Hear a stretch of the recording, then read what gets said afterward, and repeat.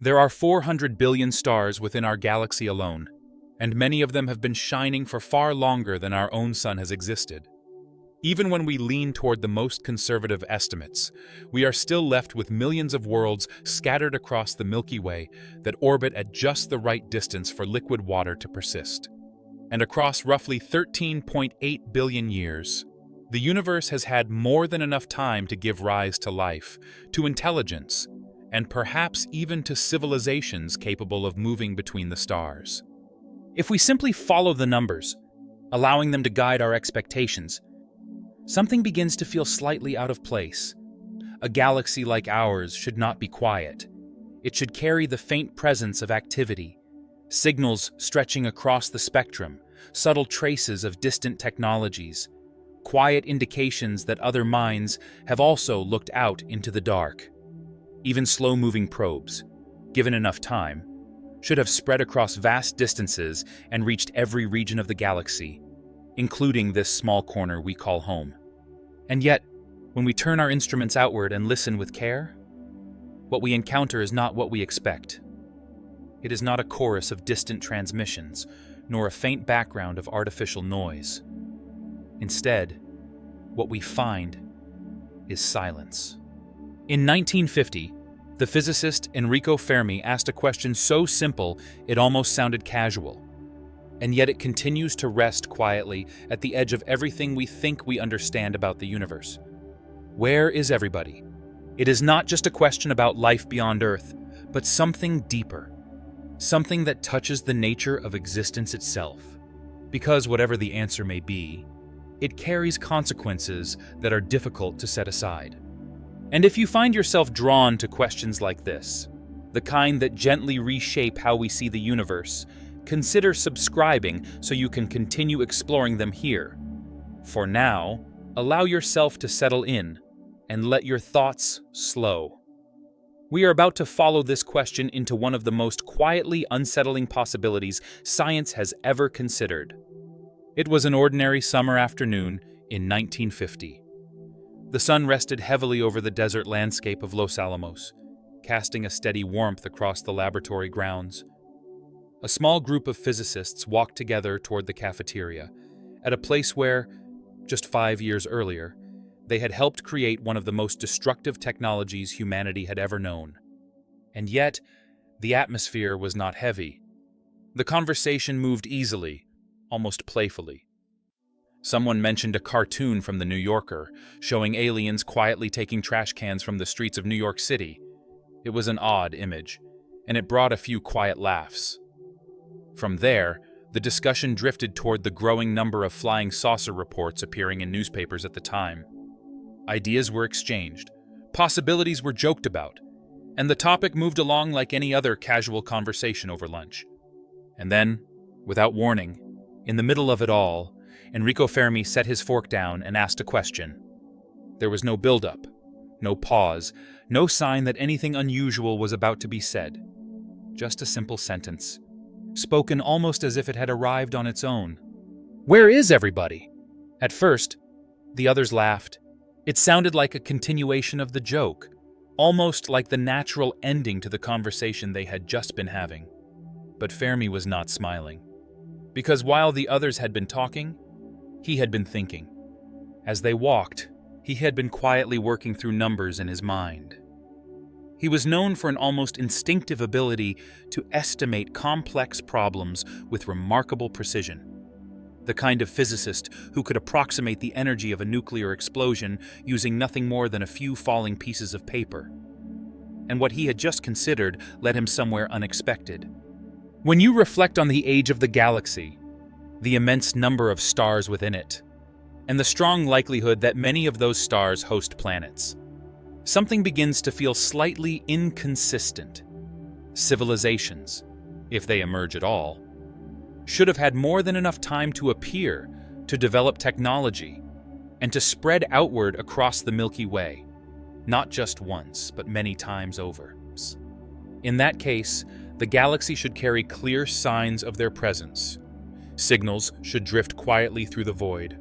Probes, even slow ones, should have reached distant systems long ago. Some form of evidence, however subtle, should be there. And yet, when we look outward, there is nothing.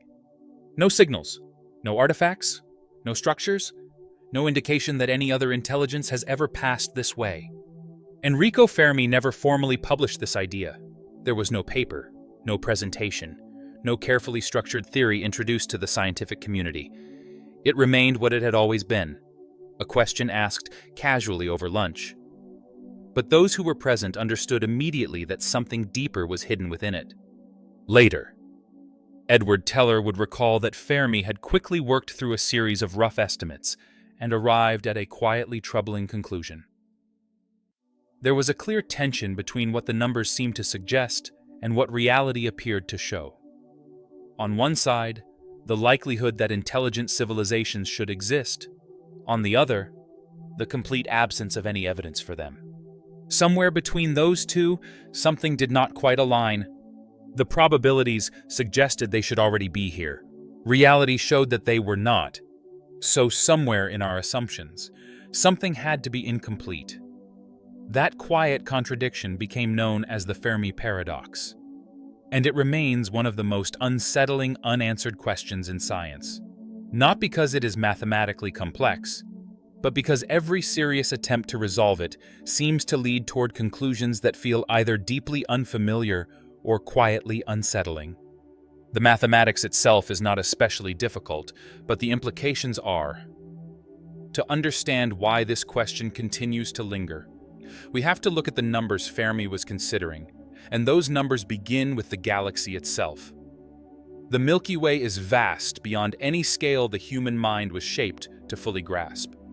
It contains roughly 400 billion stars, not millions, but hundreds of billions, if you began counting them one by one at a steady pace of 1 per second.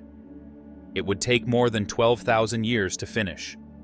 You would have started long before the first farms appeared on Earth, and even now, you would still be counting. These countless stars are spread across a disk around 100,000 light-years wide, slowly turning around a shared center of gravity. Our Sun lies about 26,000 light-years from the galactic center, resting within one of the spiral arms, completing a full orbit roughly every 230 million years. And this is where the paradox begins to sharpen. Our Sun is not especially old. It formed around 4.6 billion years ago from a collapsing cloud of gas and dust. That may sound ancient on a human scale, but in the lifetime of the galaxy, it makes our solar system relatively young. The Milky Way itself began forming around 13.6 billion years ago, and many of its oldest stars have been shining for more than 13 billion years. This means that countless stars had a head start of 5, 6, 7, even 8 billion years before our Sun ever came into existence. Whatever processes unfolded here on Earth, the formation of stars, the emergence of planets, and perhaps even the first steps toward life, could have begun around other stars billions of years before our solar system ever formed. That span of time is difficult to truly grasp. It is not a small difference. It is an almost immeasurable head start. On Earth, life moved from single-celled organisms to a civilization capable of splitting atoms and reaching the moon in roughly 4 billion years, a civilization that began around an older star. Even if it progressed at a similarly gradual pace, could have reached advanced technology billions of years before the first simple organisms appeared in Earth's oceans. And the types of stars capable of hosting habitable worlds are not especially rare. In fact, they seem to be quite common. Observations from NASA's Kepler Space Telescope, which operated from 2009 to 2018, examined more than 150,000 stars and revealed something remarkable. Planets are everywhere. Not only massive gas giants close to their stars, but also rocky worlds similar in size to Earth, orbiting within regions where temperatures allow liquid water to exist on their surfaces. The data from Kepler, later confirmed and refined by additional missions, suggests that roughly 1 in 5 Sun-like stars hosts at least one rocky planet within the habitable zone. If we extend that ratio across the population of similar stars in the Milky Way, the result is around 11 billion potentially habitable, Earth-sized worlds in our galaxy alone. And if we widen the estimate further to include planets orbiting red dwarf stars, which are far more common than Sun-like stars, that number rises again, reaching into the tens of billions. Tens of billions of potentially habitable worlds, in a galaxy that has been forming them for more than 13 billion years. And the ingredients required for life do not appear to be unique to Earth. Astronomers have identified complex organic molecules drifting through interstellar gas clouds, embedded within the tails of comets, and carried inside meteorites that fall to the surface of our planet. Amino acids, the fundamental building blocks of proteins, can form naturally in space. Water, one of the most essential components for life as we understand it, is among the most common molecules in the universe, found on moons, within asteroids, and in the frozen outer regions of countless planetary systems. The chemistry needed for biology does not seem rare or unusual. It is spread throughout the galaxy, almost like seeds carried slowly by a quiet cosmic wind. And this is where the paradox begins to take shape. The galaxy is ancient. Habitable planets are widespread. The chemistry of life is common, and the time available for evolution is vast. Every measurable factor suggests that the Milky Way should have produced intelligent civilizations long before our sun ever formed. And yet, when we look, we find nothing. In 1961, 11 years after that quiet question over lunch, the astronomer Frank Drake attempted to bring some structure to the problem. He was organizing the first scientific meeting dedicated to the search for extraterrestrial intelligence held at the Green Bank Observatory. To guide that discussion, Frank Drake wrote a simple equation on a blackboard. It was never meant to produce a single precise answer. Instead, it served as a framework, a way to break a vast and uncertain question into smaller parts, allowing scientists to examine each step, to estimate, to question, and to reflect. The equation, now known as the Drake equation, brings together 7 variables to estimate how many communicative civilizations might exist in the Milky Way at any given time. Each variable represents a stage in the long progression from raw cosmic material to a civilization capable of sending signals across space. The first considers the rate at which new stars are formed within the galaxy. Astronomers have measured this with reasonable confidence. The Milky Way produces roughly between 1.5 and 3 new stars each year. The second variable looks at the fraction of those stars that develop planetary systems. Observations from missions like Kepler Space Telescope suggest that this fraction is high. Most stars appear to host planets, with current estimates approaching 1, meaning that nearly every star may have at least one planet. The third variable asks how many of those planets might be capable of supporting life. This includes rocky worlds within the habitable zone, but also places like icy moons with subsurface oceans, such as Europa orbiting Jupiter. Conservative estimates suggest that systems with planets could contain between 1 and 5 bodies, with conditions that might allow life to exist. The fourth variable is where certainty begins to fade. It represents the fraction of those potentially habitable worlds where life actually begins.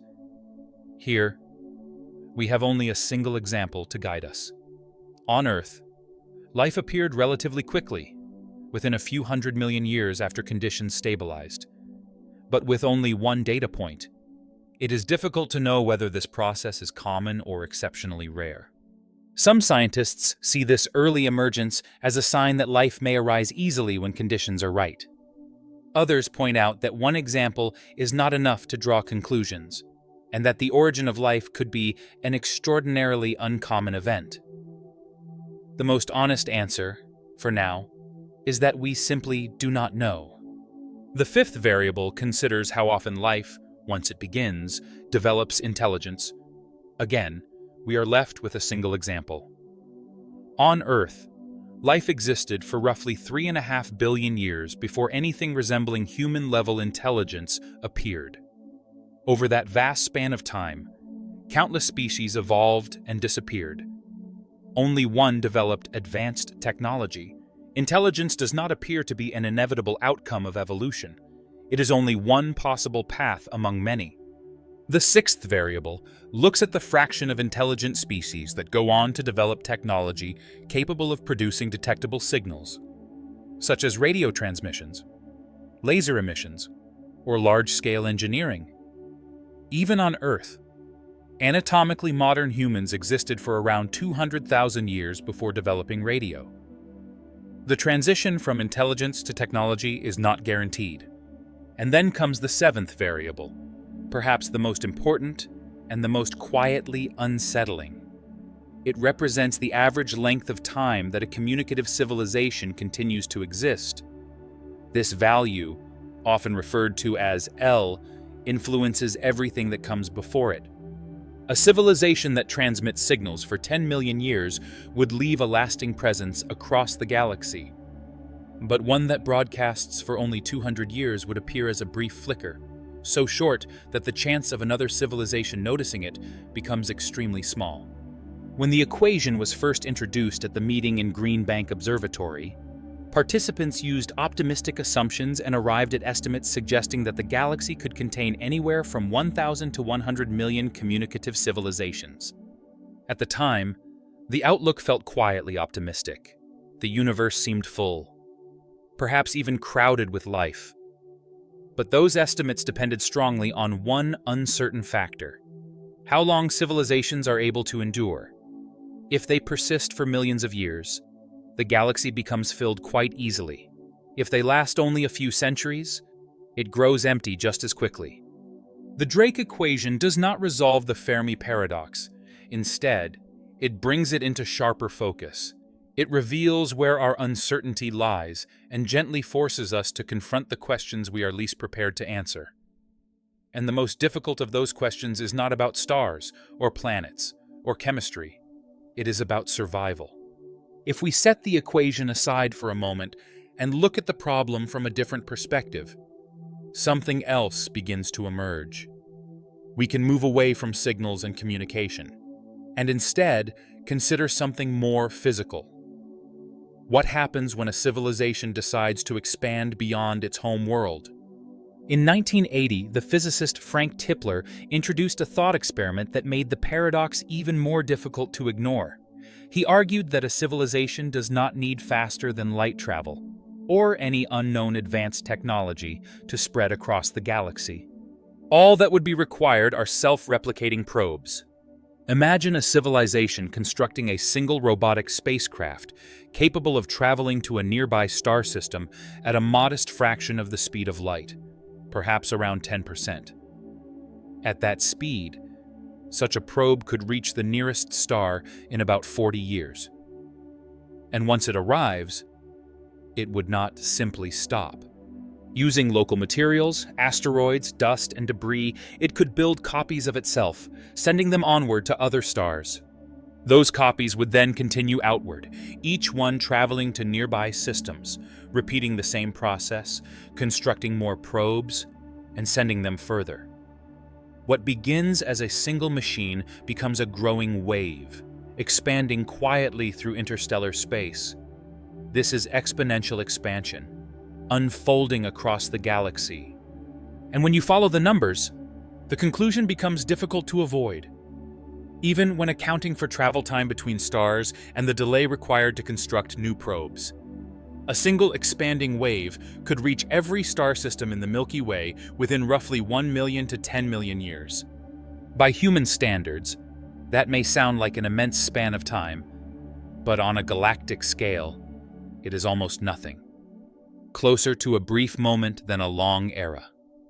The galaxy itself has existed for more than 13 billion years.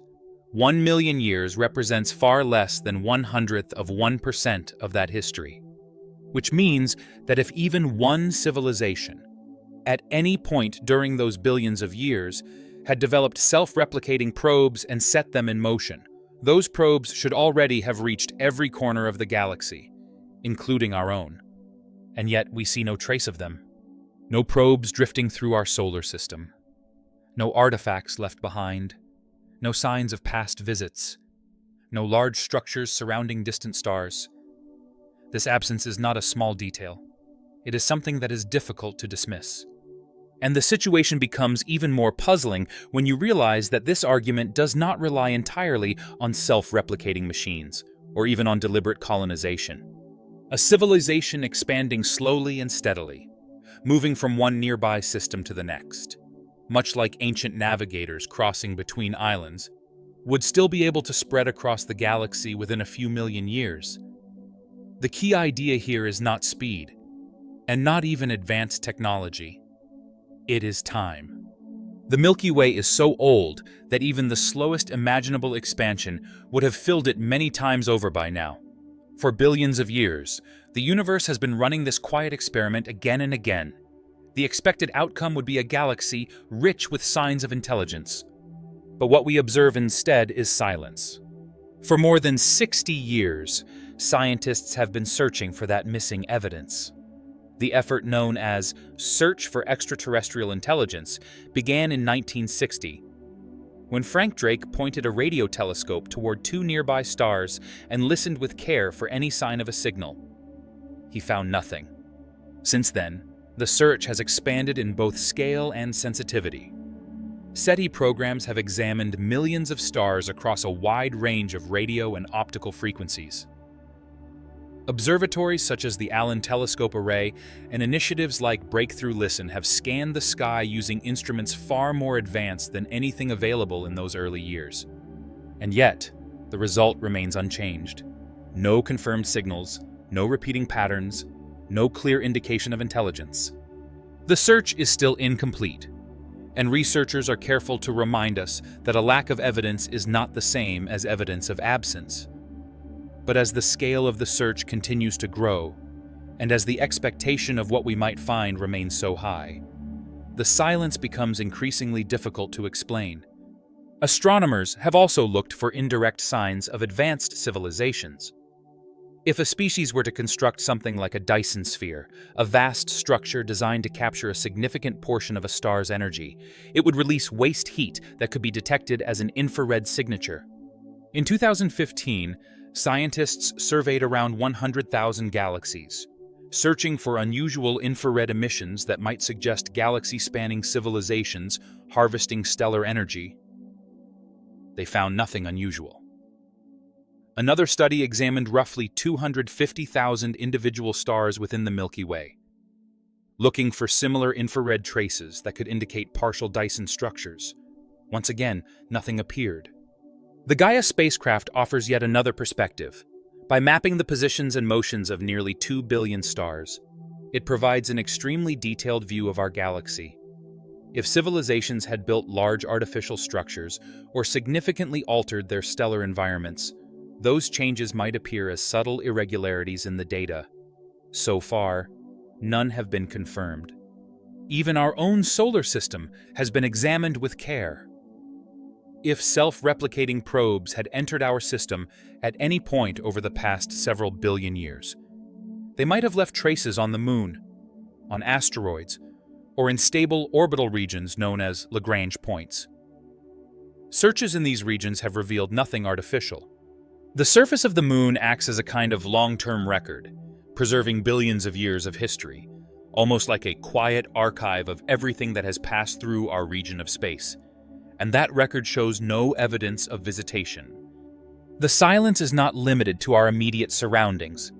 It extends as far as our instruments can reach. And with each passing year, as telescopes improve and surveys expand, that silence only becomes more pronounced. The effort to detect extraterrestrial signals stretches back to the earliest days of modern radio astronomy. In 1960, Frank Drake carried out Project Ozma, humanity's first focused attempt to listen for signals from other civilizations. He directed an 85-foot radio telescope at Green Bank Observatory toward two nearby sun-like stars, Tau Ceti and Epsilon Eridani, listening at a frequency close to the hydrogen line. He observed for about 150 hours over a period of 4 months. The result was silence. In the decades that followed, SETI efforts grew steadily in both reach and sensitivity. The Big Ear telescope at Ohio State University scanned the sky continuously throughout the 1970s. Then, on August 15th, 1977, something unusual appeared. The telescope recorded a narrowband radio signal that was both strong and remarkably distinct. Astronomer Jerry Ehman noticed it in the printed data, circled it, and wrote a single word beside it: "Wow." The signal lasted 72 seconds and originated from the direction of the constellation Sagittarius. It displayed several characteristics that scientists had long expected from an artificial transmission: narrow in frequency, unusually strong, and positioned close to the hydrogen line, a frequency often considered a natural choice for interstellar communication. For a brief moment, it seemed possible that contact had been made, but the signal was never detected again. Ehman and other researchers returned to that same region of the sky many times over the following years and decades. Each time, they found nothing, without repetition. The signal could not be confirmed. It could not be separated from the possibility of interference or an unknown natural source. And so, it remains one of the most intriguing and unresolved moments in the search. It is both the most compelling detection in the history of search for extraterrestrial intelligence and one of its greatest frustrations. A single, brief signal that could have meant everything or nothing at all, with no clear way to distinguish between the two. In 1992, NASA launched its own structured SETI effort, known as the High Resolution Microwave Survey, designed to scan millions of frequencies across the sky. But after just 1 year, funding was cut. The program was criticized by some as a misuse of resources, dismissed as a search for something that might not exist. Eventually, private funding revived the effort under a new name: Project Phoenix, operated by the SETI Institute. Over nearly a decade, it surveyed around 800 nearby star systems. It found nothing. The most ambitious modern search is Breakthrough Listen, launched in 2015 with $100 million in funding. It uses some of the most powerful radio telescopes on Earth, including the Green Bank Telescope and the Parkes Observatory. The project surveys the 1 million stars closest to Earth, scans the entire galactic plane, and even observes the nearest 100 galaxies. It covers a wide range of frequencies, from 1 to 12 gigahertz, processing more data than all previous SETI programs combined. And as of the mid-2020s, after examining millions of star systems, the result remains unchanged: silence. In 2020, a team of astronomers in Australia published the results of one of the most comprehensive SETI surveys ever conducted. Using the Murchison Wide Field Array, they observed more than 10 million stellar sources across the southern sky, searching for narrowband signals that might indicate artificial transmission. They found nothing. 10 million stars, and not a single confirmed detection. With each new generation of instruments, sensitivity improves. Each survey reaches further, covering more of the sky, more frequencies, and more possible targets, and each time, the outcome remains the same. This is what transforms the Fermi Paradox from an abstract question into something far more grounded. It is no longer just a thought experiment. It is an observation, shaped by decades of careful listening. Distance may limit communication, but it does not prevent expansion over long periods of time. As we have already seen, even a slow outward spread, using technology not far beyond what we can imagine today, could fill the Milky Way within 1 million to 10 million years. And the galaxy has had enough time for that process to repeat many times over. The limits imposed by the speed of light make real-time communication difficult, but they do not prevent exploration, colonization, or the construction of structures large enough to be observed from afar. So while distance is a real constraint, it does not resolve the paradox. It only softens the silence when viewed in a single moment. Extend the timeline across billions of years, and that silence becomes overwhelming again. If distance alone cannot explain the emptiness, then what can? over the decades since Enrico Fermi first asked his question. Scientists, philosophers, and researchers have proposed many possible answers, each one attempting to reconcile expectation with observation. Each explanation tries to bring together the high likelihood of extraterrestrial intelligence with the complete absence of evidence. Each one rests on certain assumptions, and when examined more carefully, each reveals limitations that prevent it from offering a fully satisfying answer. To understand why the paradox still remains, we need to explore how these ideas work and why none of them entirely hold. The first major category is known as the zoo hypothesis, introduced by the astronomer John Ball in 1973. This idea suggests that advanced extraterrestrial civilizations may already be aware of us. They may have detected Earth, and perhaps are even observing us at this very moment. But they have made a deliberate choice not to interfere, not to reveal themselves, and not to initiate contact. In this view, we are like animals within a protected reserve, observed from a distance by beings who have chosen non-intervention as either an ethical principle or a strategic decision. There is a certain elegance to this idea. It resolves the Fermi Paradox without requiring that intelligent life is rare. It allows for a galaxy filled with civilizations, while explaining why we detect none of them. It also reflects something familiar. Humans create protected environments where we observe wildlife without interference. We debate the ethics of contacting isolated tribes in remote parts of our own world. The idea that a far more advanced civilization might follow similar reasoning when it comes to us does not feel entirely unreasonable. But the zoo hypothesis carries a serious weakness, and it lies in coordination. For this idea to hold, every civilization in the galaxy would need to arrive at the same decision independently, not just a few, not even most, but all of them. Across billions of years and potentially countless independently evolved intelligences, not a single species, not a single group, not even one individual with access to a transmitter would have chosen to break that silence.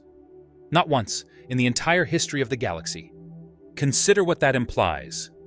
Human civilization struggles to reach agreement even on a single planet.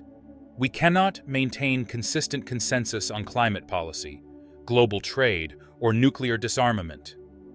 The idea that thousands of alien civilizations, separated by vast distances and shaped by entirely different evolutionary paths, would all agree on one universal rule of behavior begins to feel unlikely. It only takes one exception. One civilization deciding to transmit.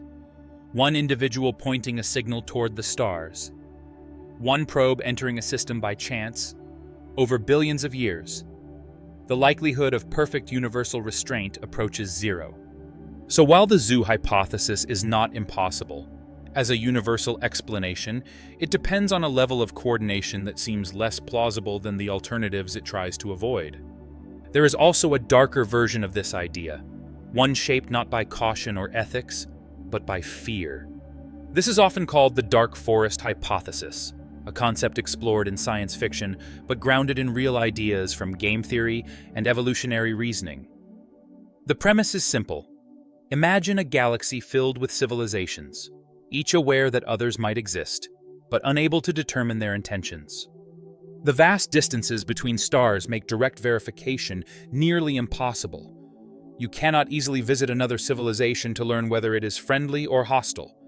You cannot send a message and wait comfortably for a reply when the round trip might take centuries. All you truly know is that another intelligence exists, that it may possess technologies beyond your understanding, and that its goals may not align with your own.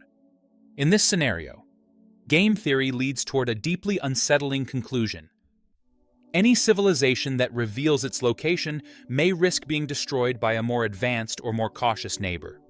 The safest strategy, from a purely rational point of view, is to remain silent. And if another civilization is detected broadcasting its position, the safest response could be to eliminate it before it has the chance to become a threat. Not out of malice, and not from a desire for conflict, but because the survival of an entire species cannot be left to the assumption that an unknown intelligence shares the same values. Under this dark forest logic, the galaxy becomes a quiet and watchful wilderness, where every civilization hides, listens, and waits in uncertainty.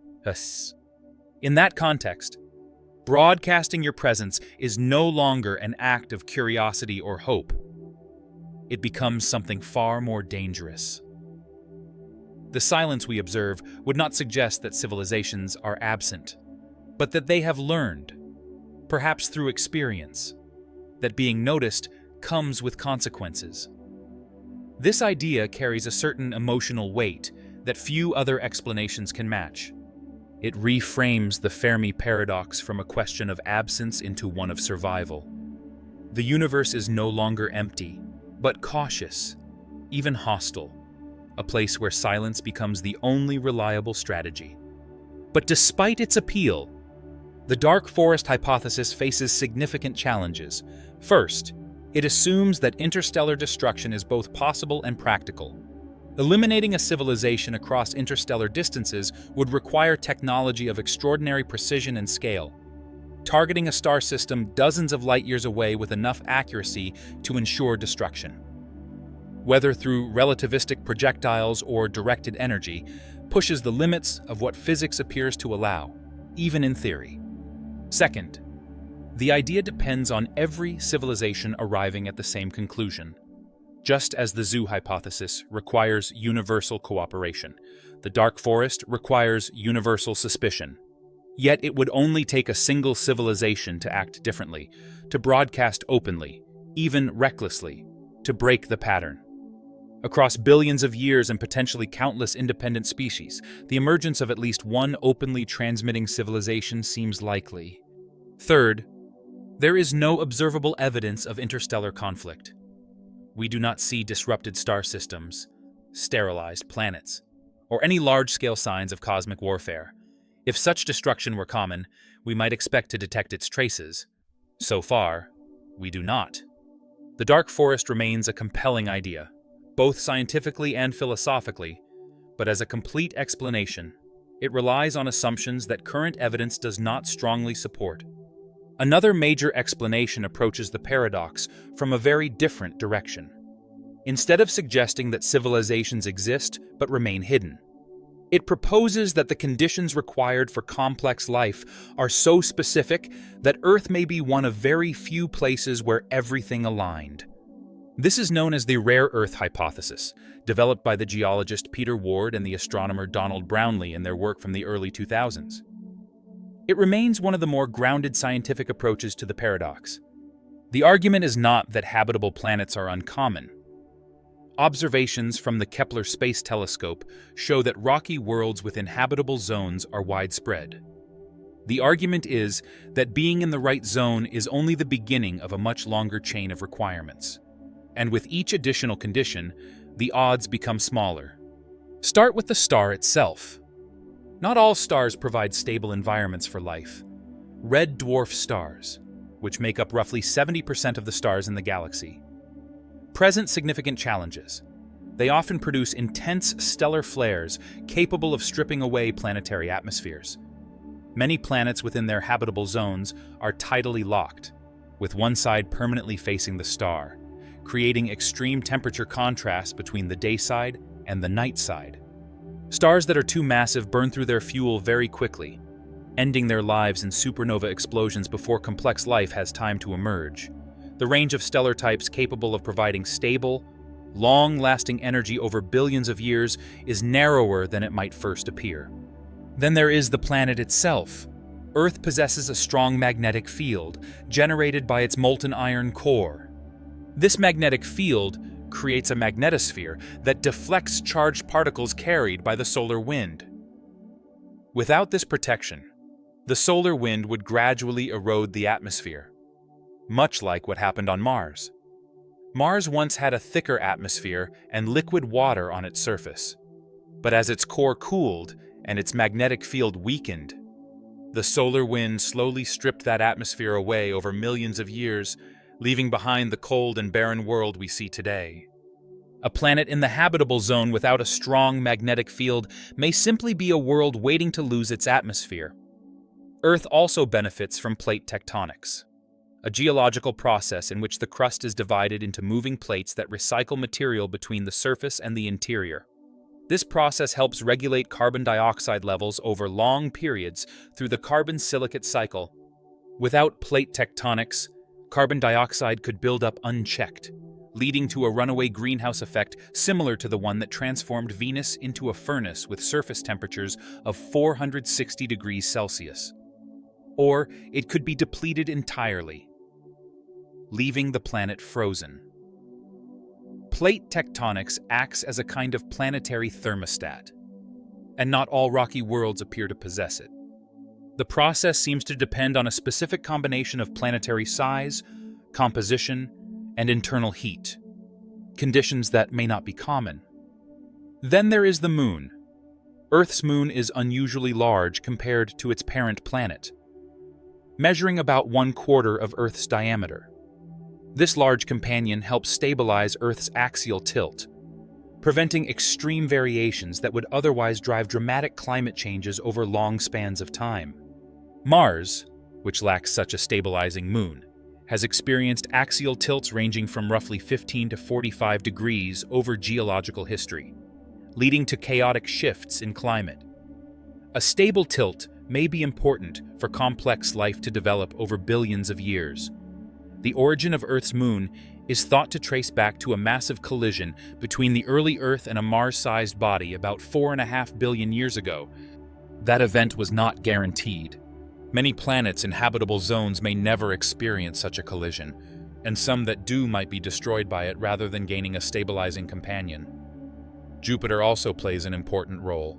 As the largest planet in our solar system, located in the outer regions, it acts as a kind of gravitational shield. Its strong gravity deflects or captures many comets and asteroids that would otherwise strike the inner planets. Without Jupiter, the rate of impacts on Earth would likely be much higher, potentially preventing complex life from establishing itself.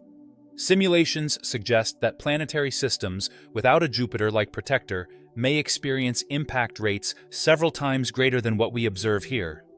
And not every star system includes such a conveniently placed gas giant. The rare Earth hypothesis layers these conditions together.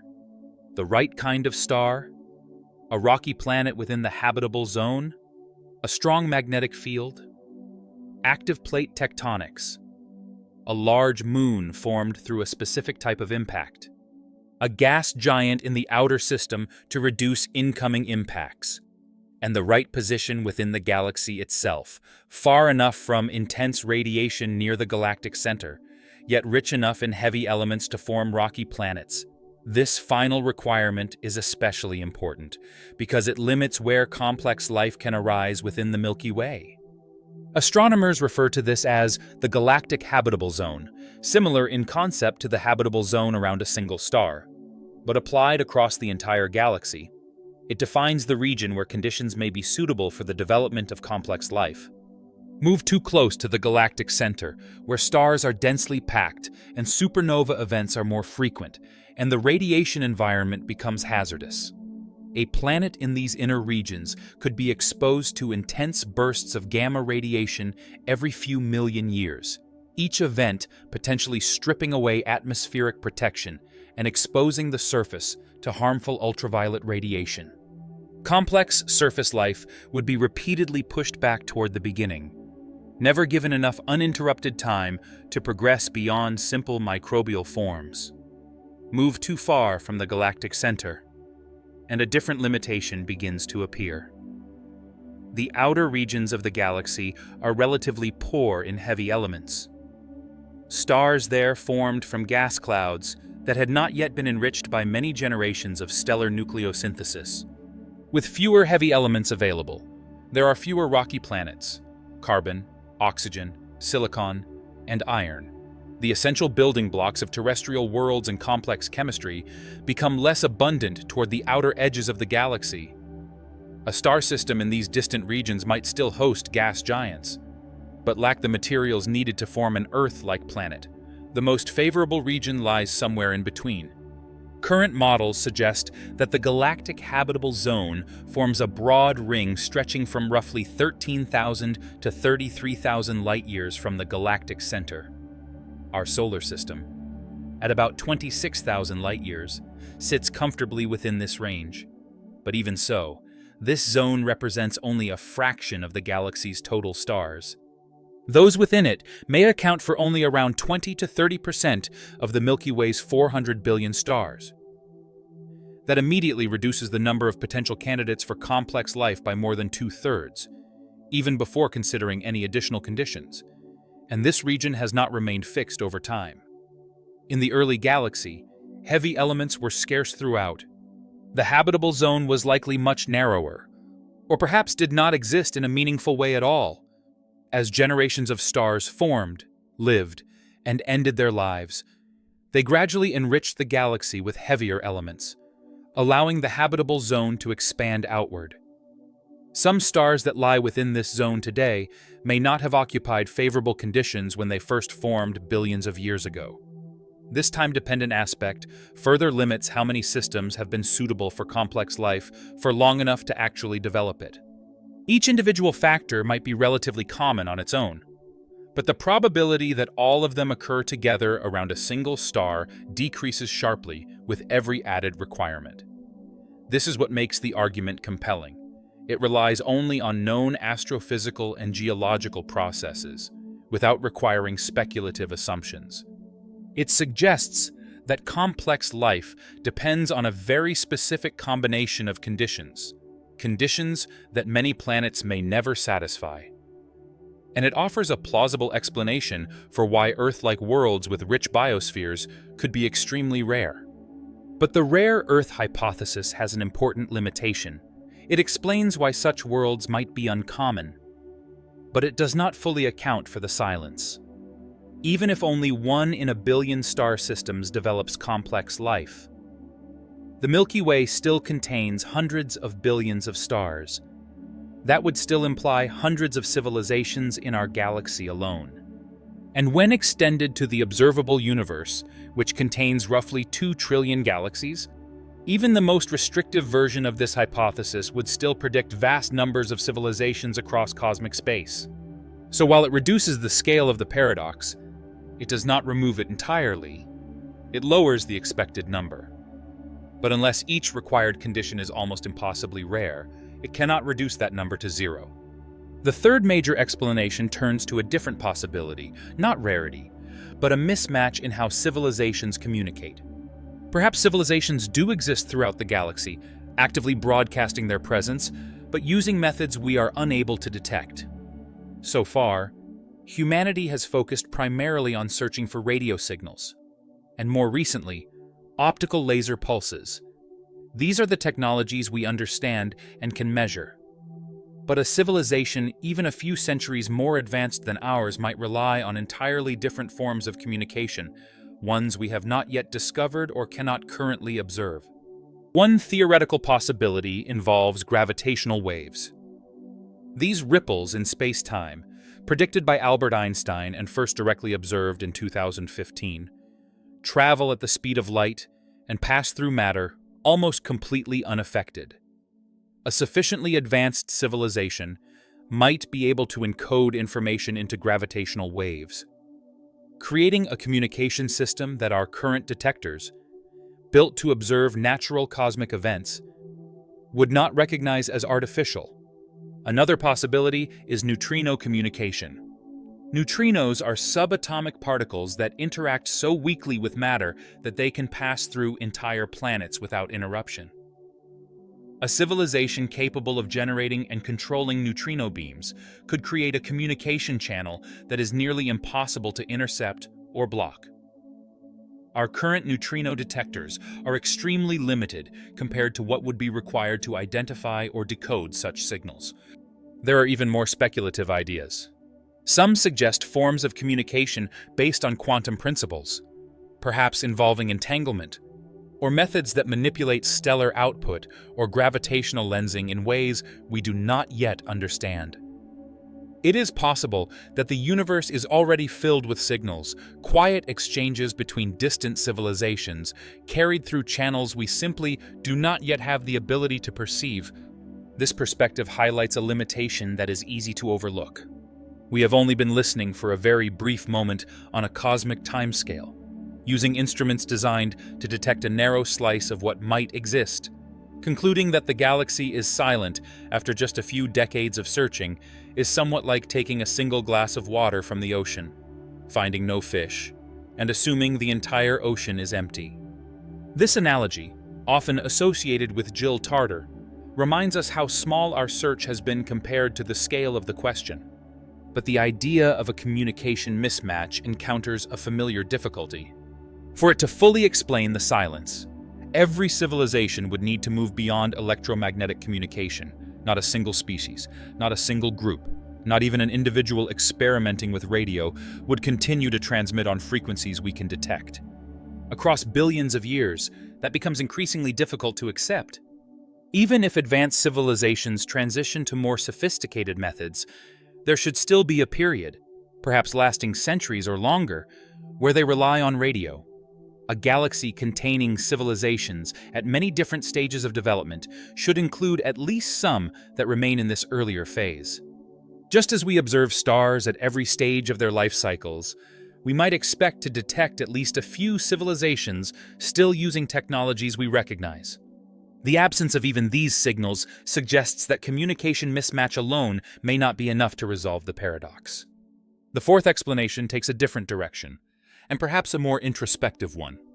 It suggests that advanced civilizations do not expand outward into space, not because they cannot, but because they choose not to. Instead, they may turn inward. According to this idea, any sufficiently advanced species might eventually develop virtual realities, simulated environments, or digital forms of existence so compelling that physical exploration becomes unnecessary. Why travel across the vast distances between stars, when it may be possible to create entire universes within computation? This concept has gained attention as human technology begins to move in a similar direction.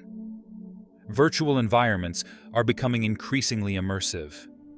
Artificial intelligence continues to advance, and some researchers in neuroscience and philosophy have suggested that consciousness itself may not be tied strictly to biology. It could exist within silicon or other substrates, just as effectively as within the human brain. If a civilization can transfer its minds into digital form, it gains access to experiences that the physical universe may never offer. Entire realities could be designed, adjusted, and explored at will, perhaps even running at accelerated speeds. Simulated worlds where the laws of physics are flexible, where suffering, scarcity, and even death could be minimized, or removed entirely. A civilization that reaches this stage might gradually withdraw from the physical universe. There would be little incentive to construct megastructures, launch probes, or send signals across the stars. Its existence could be contained within computational systems that, from an astronomical perspective, might appear as nothing more than a small warm object orbiting a distant star. It is possible, then, that we are surrounded by countless digital civilizations without any awareness of them, simply because their presence leaves no detectable signature we would recognize. This idea shifts the Fermi Paradox away from questions of survival or rarity, and towards something more subtle: motivation. Perhaps intelligence does not naturally lead outward. Perhaps it turns inward. Perhaps the final outcome of technological progress is not expansion across the galaxy, but a quiet, self-contained existence, unfolding within hidden systems. But like the zoo hypothesis and the communication mismatch idea, this explanation depends on a kind of universality. Every civilization would need to make the same choice. Not one, across the entire history of the galaxy, would continue to expand outward, explore, or build visible structures. Even if 99% turned inward, the remaining 1% should still have spread across the galaxy many times over. Civilizations that expand are, by definition, the ones that leave traces. They are the ones we would expect to detect. And the fact that we observe nothing suggests either that such civilizations do not exist, or that they do not persist long enough to become visible. Each of these explanations captures something plausible. The zoo hypothesis considers deliberate concealment. The rare Earth hypothesis suggests that complex life may be uncommon. The communication mismatch highlights the limits of our detection methods. And the inward turn proposes that expansion may not be a universal goal. Some combination of these ideas may be true, and together they could reduce the number of detectable civilizations, but none of them, alone or combined, fully resolves the paradox as long as the expected number remains even moderately large. And that is where this difficulty lies. The numbers involved are immense, the timescales are vast, and the Milky Way itself is ancient. Partial explanations are not enough, even if complex life is rare, even if most civilizations remain hidden, even if communication methods differ, even if many turn inward. The scale of opportunity should still have produced some detectable trace. And yet, the silence is not just quiet. It is complete. Decades of searching across multiple wavelengths, surveys of hundreds of thousands of stars, infrared studies of 100,000 galaxies, gravitational wave observations, neutrino detection efforts. Still nothing. This depth of silence pushes the discussion toward more unsettling possibilities. The simpler explanations begin to fall away, and the more creative ones depend on assumptions that are difficult to justify universally. What remains is the possibility that the silence is not a choice at all, that civilizations do not hide, do not retreat inward, and are not simply using methods beyond our detection, but that something, at some point, prevents them from ever reaching the stage where they can be seen. Something appears to prevent intelligent species from ever leaving a lasting imprint on the galaxy, something that filters them out. This idea has a name. It was introduced by Robin Hanson in 1998, and it has since become a central framework for understanding the Fermi Paradox. Hanson called it the Great Filter. The concept is simple in structure, but profound in implication. Somewhere along the path between the formation of a habitable planet and the rise of a civilization capable of spreading across the galaxy, there must be at least one step that is extraordinarily unlikely. A barrier so difficult, so improbable, that almost nothing manages to pass through it. This barrier is the Great Filter. It explains the silence by suggesting that the journey from lifeless matter to an interstellar civilization contains a bottleneck so severe that it eliminates nearly every species that attempts it. The filter could exist at any stage along that path. It might lie at the origin of life itself, a chemical transition so rare that it occurs only a handful of times across the entire galaxy. It could be the emergence of complex multicellular organisms, a step that may have depended on a very specific and perhaps unrepeatable event on Earth. It could be the development of intelligence, a trait that is not guaranteed to evolve, even on planets where life exists. Or it could be something that happens after intelligence appears, a stage where civilizations encounter risks they cannot survive once they develop powerful technologies. Where the filter is located changes everything. If it lies behind us, at an early stage, such as the origin of life or the emergence of complexity, then humanity may have already passed the most difficult barrier. In that case, we are rare, perhaps even unique. And the silence reflects a galaxy where almost no one else made it this far. That would mean we are extraordinarily fortunate. But if the filter lies ahead of us, at a stage we have not yet reached, then the silence carries a very different meaning. It suggests that civilizations like ours, capable of building radio telescopes, developing advanced technology, and asking questions about the universe, do not last. They reach a certain level, and then something stops them. something so consistent and so effective that across billions of years and countless attempts, almost none endure. The question is no longer simply why the galaxy is silent. It becomes whether something is systematically preventing civilizations from lasting long enough to be heard. And when we begin to consider where that filter might exist and what form it could take, we move into some of the most unsettling territory the paradox has to offer. Because the most disturbing possibility is not that we are alone, it is that we might be next. In 1998, Robin Hanson presented this idea in a way that shifted the entire discussion. He was not an astronomer, but a researcher focused on the long-term future of humanity. And he approached the paradox not as a question about alien life, but as a question about survival. His reasoning was direct. Between the formation of a habitable world and the rise of a civilization capable of expanding across the galaxy, there are many steps, and each step carries some probability of success. The fact that we observe no galaxy-spanning civilizations suggests that at least one of those steps must be extremely difficult, so difficult that, across billions of years and countless opportunities, almost nothing succeeds. Hansen referred to this critical bottleneck as the Great Filter. The concept is elegant in its simplicity and deeply unsettling in what it implies. Imagine the journey from lifeless rock to an interstellar civilization as a series of doors, each marking a critical transition.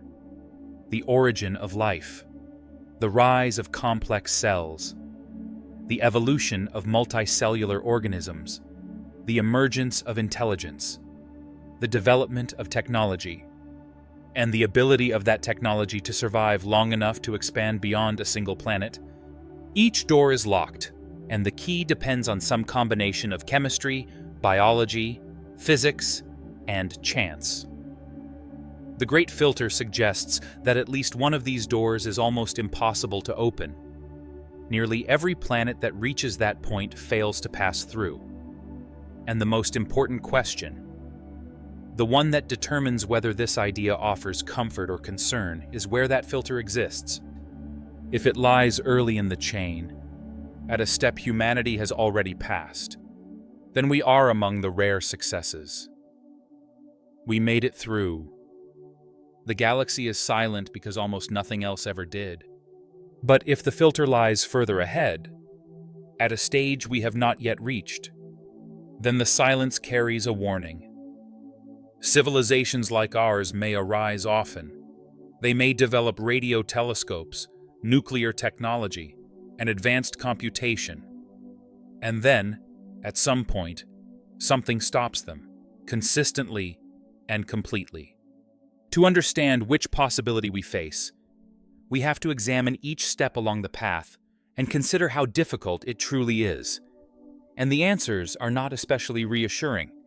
Begin at the very start, the origin of life, abiogenesis. The moment when ordinary chemistry crossed a boundary and became biology, when molecules stopped simply reacting and began replicating, competing, and evolving. On Earth, this transition occurred roughly between 3.8 and 4 billion years ago, relatively soon after the surface cooled enough for liquid water to exist. Some scientists interpret this early appearance as a sign that life may emerge easily under the right conditions, that given enough time and the right ingredients, self-replicating systems are likely to form. On Earth, it seemed to happen quickly, but there is a fundamental limitation to that conclusion. We only have one example. Life on Earth appears to have originated once. Every living organism on this planet, from the simplest bacteria to the largest animals, shares the same underlying biochemistry, the same genetic code, and the same basic molecular machinery. If life formed easily, we might expect it to have emerged multiple times independently, producing organisms with entirely different biochemical foundations. But that is not what we observe. Every branch of life traces back to a single common ancestor. One successful event on a planet that existed for hundreds of millions of years before it occurred. Despite decades of research, no laboratory has yet been able to create a fully self-replicating cell from non-living components. scientists have managed to produce many of the building blocks of life. Amino acids have been synthesized under conditions similar to early Earth, as demonstrated in the 1953 experiments by Stanley Miller and Harold Urey, and RNA molecules capable of limited self-replication have also been observed. Simple protocells, lipid structures that can contain chemical reactions, have been created as well. But the gap between these systems and a functioning, self-replicating cell remains vast. Even the simplest known living cell contains hundreds of genes working together in coordinated processes. And how such a system could arise spontaneously from prebiotic chemistry remains one of the most profound, unanswered questions in biology. It is possible that abiogenesis itself is the great filter, that the transition from complex organic chemistry to a living, self-replicating system is so extraordinarily unlikely that it has occurred only a few times across the entire history of the Milky Way. If that is true, then the galaxy could be filled with planets that have oceans, atmospheres, and rich organic chemistry, but no life at all. Billions of worlds where chemical processes repeated endlessly, yet never produced a successful outcome. In this view, Earth would be a kind of cosmic lottery winner, and the silence of the galaxy would simply reflect a universe where the first step is almost impossible. This would be the more reassuring interpretation. If abiogenesis is the filter, then the most difficult stage is already behind us. Humanity has already passed through the bottleneck. And while the future may still contain risks, it would not include an insurmountable barrier. We would be rare, perhaps even unique. And the silence would suggest that the galaxy is largely ours to explore. But there are reasons to question whether abiogenesis alone explains everything. The relatively rapid emergence of life on Earth, within a few 100 million years after conditions became suitable, suggests that the process may not be as improbable as it appears. Some researchers argue that the chemistry of life may be favored under certain conditions, that with liquid water, energy sources, and the right environments, self-replicating systems can emerge with reasonable likelihood. If that is the case, then abiogenesis may not be the great filter. It may be only one step along the path, and the true bottleneck lies further ahead. Moving forward, life on Earth began around 4 billion years ago, and for roughly the next 2 billion years.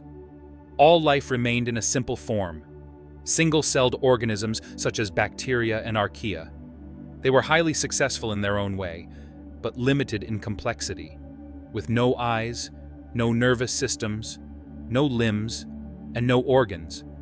Only cells dividing and competing within the oceans for billions of years without producing anything more elaborate. Then, around 1.5 to 2 billion years ago, something remarkable occurred. A single-celled organism, likely an archaeon, engulfed a bacterium, and instead of breaking it down, the host cell retained it. Over time, this internalized bacterium evolved into what we now call mitochondria, the structures that provide energy for complex cells with remarkable efficiency. This event, known as endosymbiosis, gave rise to the eukaryotic cell. This type of cell forms the foundation of all complex life on Earth.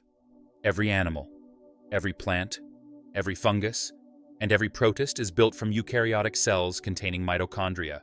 And the crucial detail is that this event appears to have happened only once in the entire history of life on this planet. All eukaryotic organisms trace back to a single common ancestor formed through that one symbiotic event. In 2 billion years of microbial life spreading across the planet, with countless cellular interactions occurring at every moment. This specific merger seems to have taken place only once.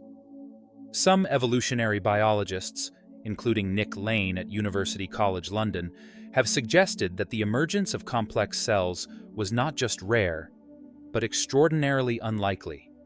Lane argues that simple cells face strict energy limitations, making it extremely difficult for complexity to evolve without the energy boost provided by mitochondria.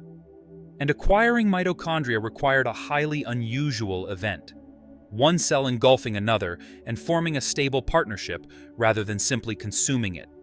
If this view is correct, then most planets with life may remain at the microbial stage indefinitely. Worlds filled with oceans of bacteria, rich and active ecosystems of single-celled organisms, but with no path toward greater complexity. No animals, no plants, no nervous systems.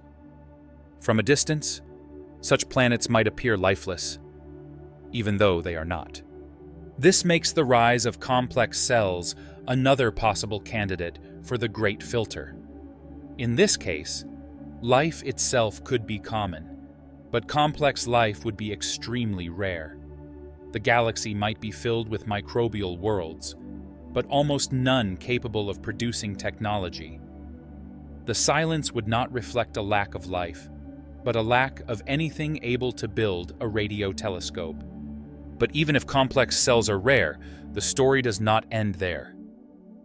On Earth, complex cells appeared roughly 1.5 to 2 billion years ago, and after that, multicellular life emerged, eventually giving rise to animals that spread through the oceans and later onto land over the past 540 million years. Since the Cambrian explosion, life has diversified into an extraordinary range of forms. Hundreds of millions of species have evolved, competed, and gone extinct. Trilobites dominated the oceans for nearly 300 million years. Dinosaurs ruled the land for over 160 million years. Insects have thrived for around 400 million years and remain the most numerous group of animals today. And yet, across all of that time and all of that diversity, only one species developed technological intelligence, just one, us. It is easy to overlook how unusual this is because we experience intelligence from the inside. To us, it feels natural, perhaps even inevitable. But evolution does not move toward intelligence as a goal. It does not favor larger brains or deeper thought. It favors survival and reproduction. And there are many ways to survive: speed, armor, venom, camouflage, rapid reproduction, symbiotic relationships. None of these require intelligence. The natural world is filled with organisms that have thrived for hundreds of millions of years without ever developing anything resembling advanced cognition. Sharks have existed for roughly 450 million years, long before the first trees appeared. They have survived multiple mass extinction events that eliminated most other species. Their success comes from efficient movement, sharp senses, and powerful jaws, not intelligence. And at no point did that path lead to technology. Crocodilians have remained largely unchanged for about 200 million years. Insects have dominated land ecosystems longer than any vertebrate group. These evolutionary strategies have endured for immense spans of time without ever producing a civilization. Beetles alone account for roughly 350,000 described species, making them the most diverse group of organisms on Earth. None of them required intelligence to thrive. The evolutionary path that eventually led to human-level cognition was not a straight line. It was shaped by a sequence of contingent events that could easily have unfolded differently. The asteroid impact 66 million years ago, which brought an end to the reign of the non-avian dinosaurs, opened ecological space that allowed mammals to expand and diversify. Without that event, mammals might still exist as small, nocturnal creatures, living under the dominance of larger reptilian species. The environmental pressures in East Africa that guided our ancestors toward walking upright, using tools, and eventually developing language were shaped by very specific climatic and geological conditions. Change those conditions, and the outcome changes as well. The paleontologist Stephen Jay Gould once argued that if we could rewind the history of life and allow it to unfold again, the result would likely be entirely different. Intelligence might not emerge a second time. His point was about contingency, the role of chance and circumstance in shaping evolution. The appearance of a species capable of building technology may not be a predictable step at all. It may be an accident, a rare convergence of events. If intelligence itself is the great filter, then the galaxy could be filled with complex ecosystems, planets rich with forests, oceans, and diverse forms of life, yet entirely without civilizations. No technology, no signals, no one asking the question that Enrico Fermi once asked. Just a universe of living worlds evolving quietly and endlessly. But there is another possibility, and it is the one that concerns many researchers the most, because it suggests that the filter is not behind us, but still ahead. Consider the timeline of human development. For roughly 300,000 years, anatomically modern humans lived on Earth without producing anything that could be detected from another star system. We lived in small groups, shaped stone tools, painted on cave walls, and shared stories around firelight. We were intelligent, but from a cosmic perspective, we were invisible. Then, in a remarkably short span of time, everything changed. Agriculture appeared around 10,000 years ago. Writing followed about 5,000 years ago. The scientific revolution began roughly 400 years ago, and the Industrial Revolution followed around 250 years ago. We split the atom about 80 years ago, reached the moon around 56 years ago. The internet emerged roughly 35 years ago, and systems capable of generating human-like language appeared less than 10 years ago. Viewed against cosmic time, this entire progression, from simple tools to advanced technology, happened almost instantly. And that rapid transition is what makes it so dangerous. The same technological growth that made us visible to the universe also gave us the ability to destroy ourselves.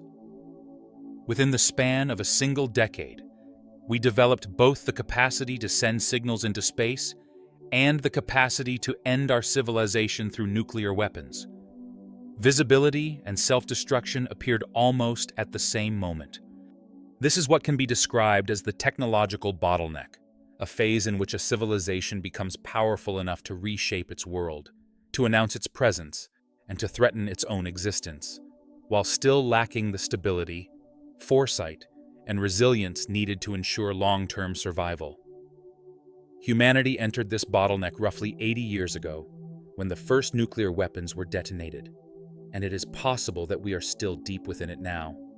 The range of existential risks facing humanity today is not hypothetical.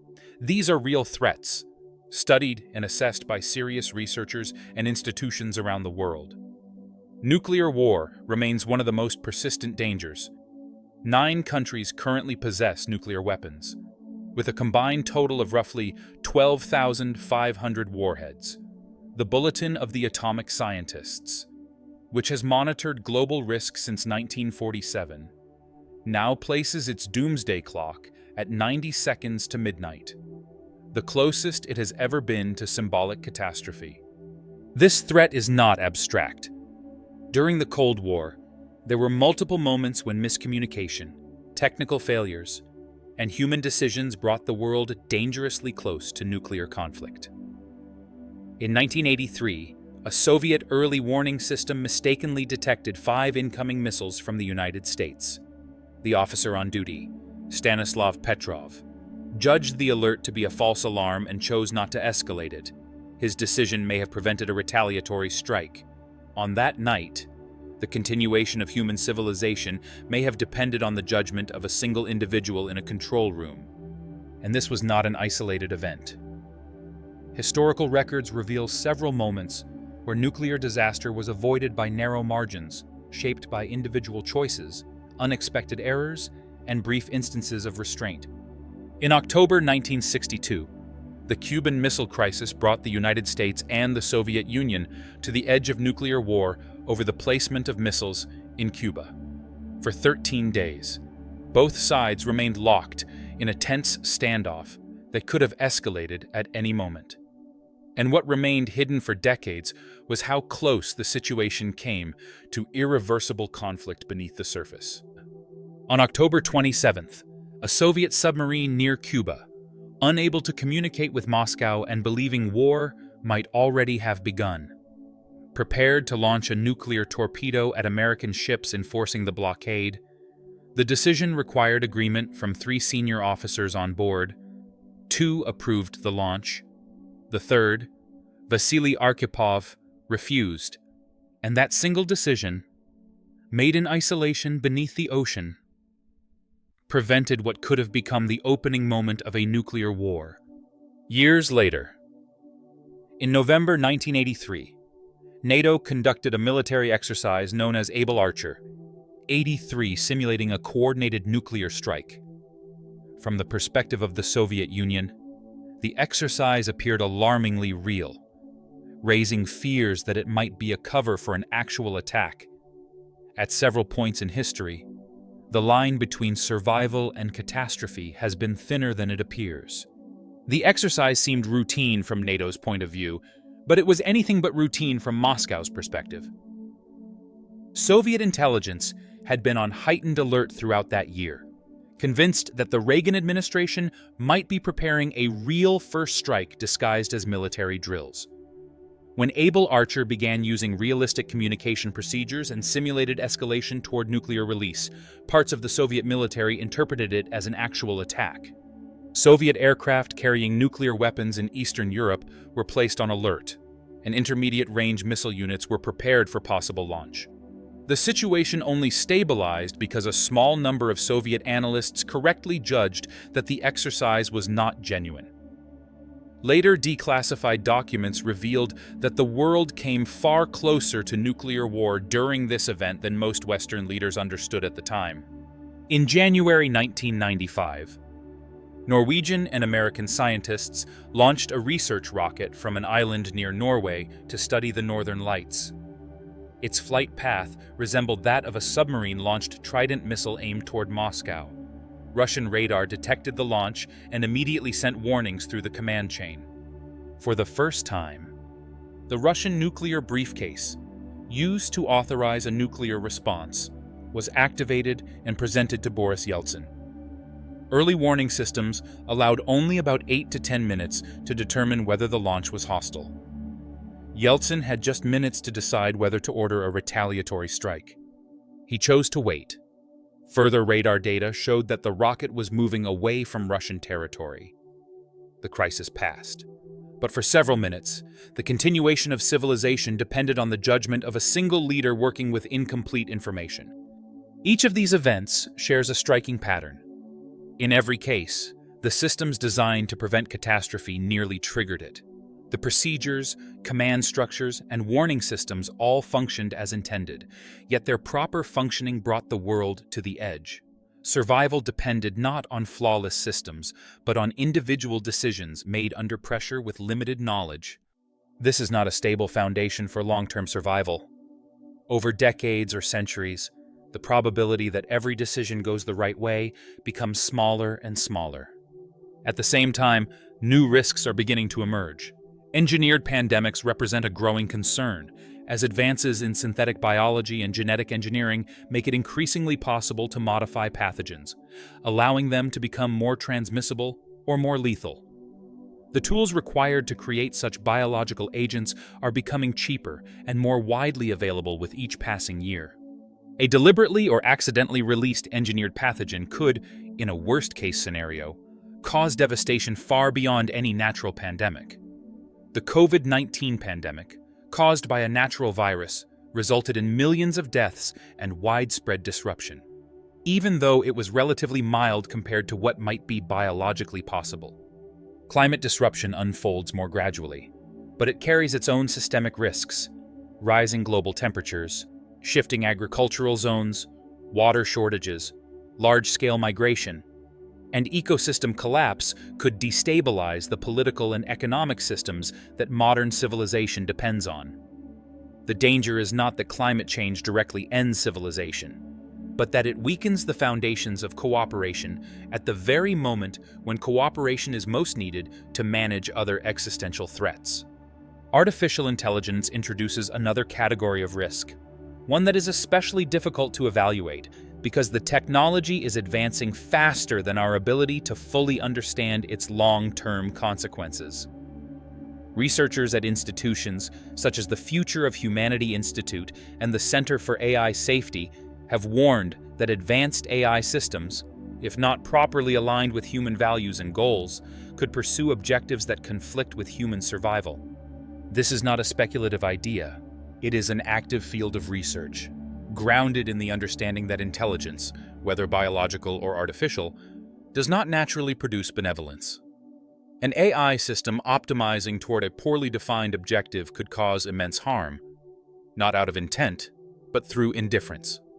Resource depletion and ecological overshoot introduce another layer of long-term risk. Human civilization currently consumes natural resources faster than the Earth can regenerate them. Soil erosion, depletion of groundwater, collapse of fisheries, loss of biodiversity, and widespread deforestation are all gradual processes that, taken individually, might be manageable, but together could undermine the systems that support billions of people. Throughout history, civilizations have collapsed when they exceeded the limits of their environments. The difference now is scale. The civilization at risk is global. There is no external system waiting to rebuild what is lost. And if modern technological civilization were to fail, many of the resources required to rebuild it, easily accessible fossil fuels, surface minerals, old-growth forests, may no longer be available. Each of these risks is real, documented, and actively studied. None guarantees collapse on its own, but the Great Filter does not require certainty from any single threat. It only requires that together, the probabilities become significant. And this is where the numbers become difficult to ignore. The philosopher Toby Ord, in his 2020 work on existential risk, estimated the probability of a global catastrophe within the next 100 years at roughly 1 in 6, the same odds as Russian roulette. This estimate includes risks from nuclear conflict, engineered pandemics, climate-related instability, artificial intelligence, and unknown threats we may not yet recognize. Other researchers offer different figures, some higher, some lower. But there is a general agreement that the risk is not negligible. We are not dealing with probabilities on the scale of 1 in a million. These are risks large enough to matter, large enough to influence real decisions. Now extend that probability across longer stretches of time. And this is where the idea begins to feel more unsettling. Imagine a civilization facing a 2% chance of collapse each century. In any single century, that risk may seem small. A 98% chance of survival feels almost certain. But over time, those risks begin to compound.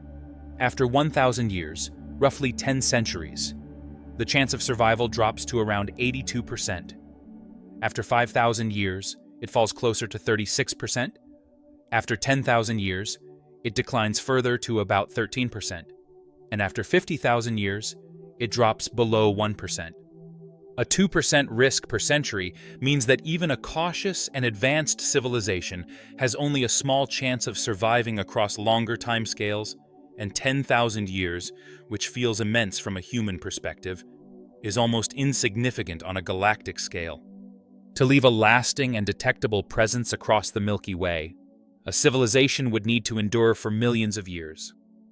But with even a modest level of ongoing risk, the probability of surviving that long becomes vanishingly small. This is perhaps the most unsettling way to understand the Great Filter. It does not require a single catastrophic event. It does not require one sudden disaster that wipes everything out. No global nuclear war, no asteroid impact that sterilizes an entire planet. It only requires that technological civilizations are inherently unstable over long periods of time. That the same tools they create to grow and succeed also carry the potential to end them. And that the balance between progress and collapse remains fragile, always close to breaking. Given enough centuries, something eventually fails.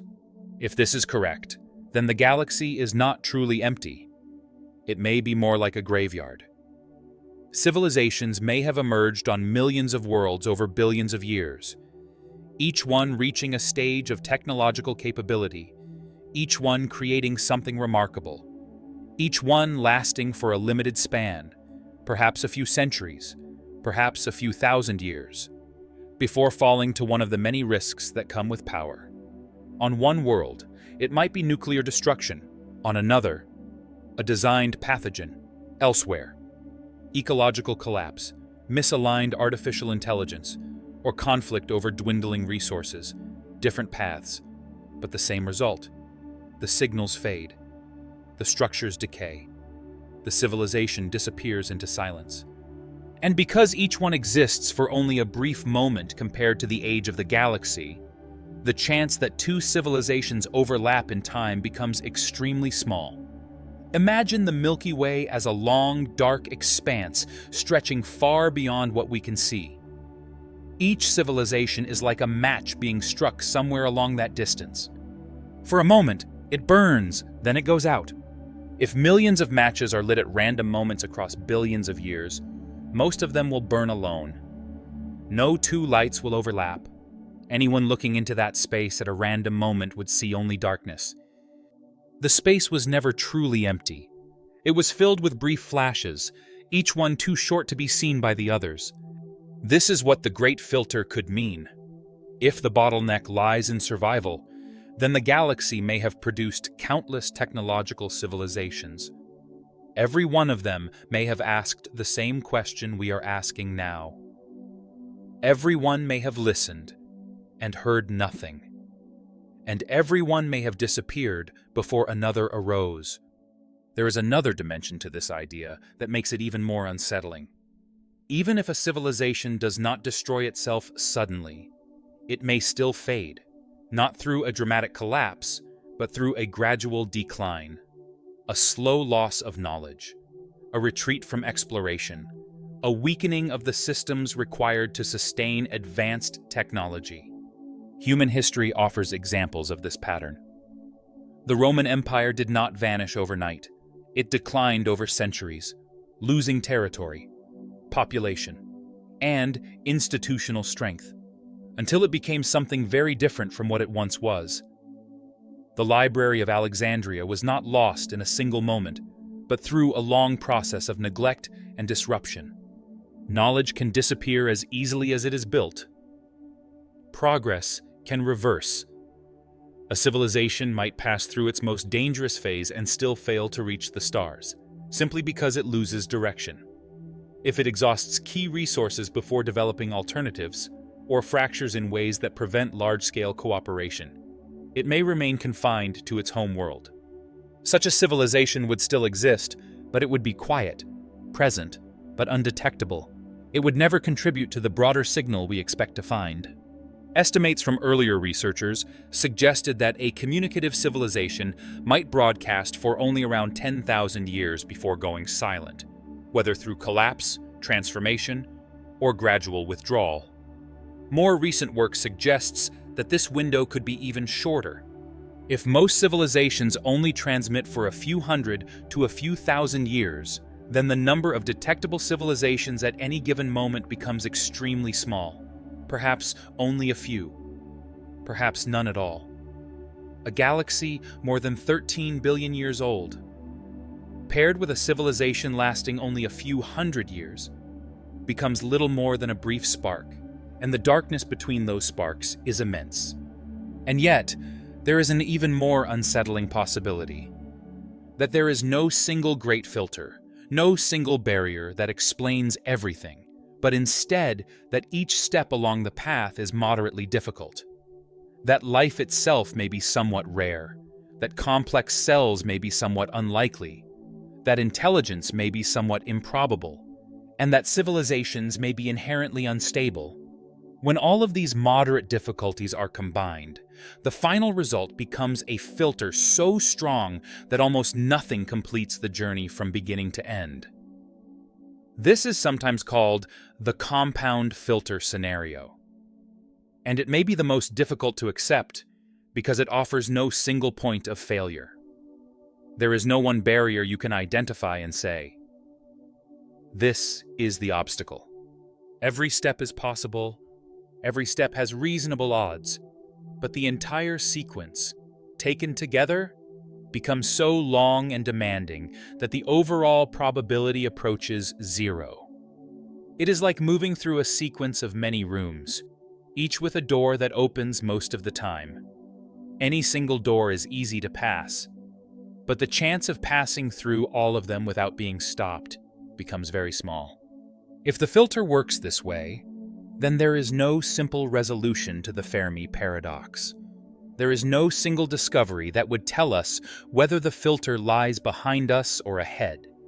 Instead, the difficulty is spread across the entire path, reducing the odds at every stage until almost nothing remains.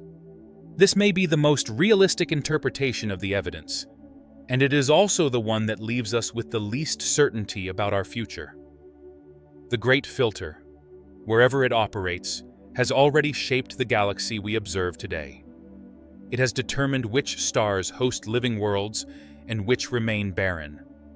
It has influenced which planets developed complexity and which did not. And it has shaped which civilizations endured long enough to grow, and which ones did not. And it may now be shaping the fate of the only civilization we know for certain exists. Whether the filter lies behind us or ahead of us is still unknown. But the silence of the universe is consistent with a process that operates with remarkable efficiency. Something is preventing civilizations from spreading across the galaxy. Something is keeping the night sky quiet. And perhaps the most uncomfortable possibility is that this something is not external. It is not a hidden force or a distant catastrophe. It may be built into the process itself, into the nature of life, the nature of intelligence, and the nature of civilizations that gain power faster than they gain wisdom. The evidence does not point to a single answer, but it narrows the possibilities in ways that are difficult to ignore. And this leads to a final question, not about the filter itself, but about what it means for us. Up to this point, we have been looking outward. We have searched the sky for signals, examined distant stars for signs of engineering, listened for faint traces of intelligence beyond Earth. We have asked why the galaxy appears silent, and explored explanation after explanation, none of which fully resolves the mystery. But there is another direction to consider, one that does not look outward, but inward. What if the answer to the Fermi Paradox is not hidden somewhere among the stars? What if it is not a distant danger, not a hostile galaxy, not a barrier imposed by physics? What if the answer is connected to the nature of intelligence itself? What if any species capable of building a civilization also develops the capacity to destroy it? This is perhaps the most unsettling possibility. Not a single catastrophic event, not an external threat, but a pattern, a tendency woven into what it means to be intelligent. The same mental abilities that allow a species to understand nuclear physics also allow it to create nuclear weapons. The same ingenuity that produces life-saving medicine can also produce biological weapons. The same computational power that leads to artificial intelligence can also create systems that function beyond human oversight and control. Intelligence does not come with a built-in safeguard. It acts more like an amplifier, intensifying whatever traits a species already carries, its curiosity as well as its recklessness, its ability to cooperate alongside its tendency toward conflict, its sense of wonder paired with its capacity for destruction, and over long stretches of time. It is possible that the destructive uses of intelligence gradually outpace and overshadow the constructive ones. This is not just a philosophical idea, it is something we can observe on the only planet where intelligence and survival can be studied together. Humans are, by any biological measure, the most cognitively advanced species to have existed on Earth. We are also the first species in the 4 billion-year history of life here to develop the ability to cause our own extinction through the tools we have created. No other organism has done this. Bacteria cannot eliminate themselves through their own actions. Neither can trees, insects, or sharks. They can be wiped out by external events, asteroid impacts, environmental change, competition, but they cannot design their own end. Only intelligence makes that possible. Only a species capable of understanding atomic structure is capable of turning that knowledge against itself. The evolutionary biologist Ernst Mayr argued in the 1990s that intelligence, defined as the ability to manipulate the environment through technology, has existed for an incredibly brief moment in Earth's history. Our species is younger than many geological formations. Agriculture represents only a small fraction of our existence. Industrialization covers an even smaller portion, and the ability to cause global destruction through nuclear weapons has existed for only a single human lifetime. Compare that to other biological strategies. Photosynthesis has persisted for billions of years.